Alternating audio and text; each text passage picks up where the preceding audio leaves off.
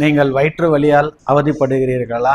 வலது பக்கமாக அது அப்பண்டிசைட்டிஸாக இருக்கலாம். அப்பண்டிக்ஸ் என்றால் என்ன? அது ஒரு வெஸ்டீஜியல் ஆர்கன், பெருங்குடலிலிருந்து வரும் ஒரு சிறிய பகுதி. அதில் வீக்கம் ஏற்பட்டால் அப்பண்டிசைட்டிஸ் என்கிறோம். அப்பண்டிசைட்டிஸ் சிறு வயது முதல் பெரியவர்கள் வரை அனைவரையும் தாக்கலாம். இது ஒரு பாக்டீரியல் இன்ஃபெக்ஷனால் வருகிறது. அப்பண்டிசைட்டிஸ் நோயின் அறிகுறிகள்: ஆரம்ப நிலையில் வயிற்றை தொப்புளை சுற்றி வலி இருக்கும். பின்பு வலது பக்கமாக வலி இருக்கும்.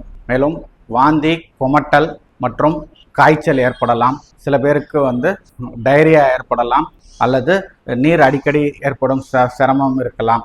மேலும் அப்பண்டிசைட்டிஸை அல்ட்ராசவுண்ட் ஸ்கேன் மூலமாக எளிதில் கண்டுபிடித்து விடலாம் அல்லது சில பேருக்கு சிடி ஸ்கேன் எடுக்க நேரிடலாம். அப்பண்டிசைட்டிஸ்க்கு தீர்வு லாப்ரோஸ்கோபிக் அறுவை சிகிச்சை முறையில் நல்ல தீர்வு கொடுக்க முடியும்.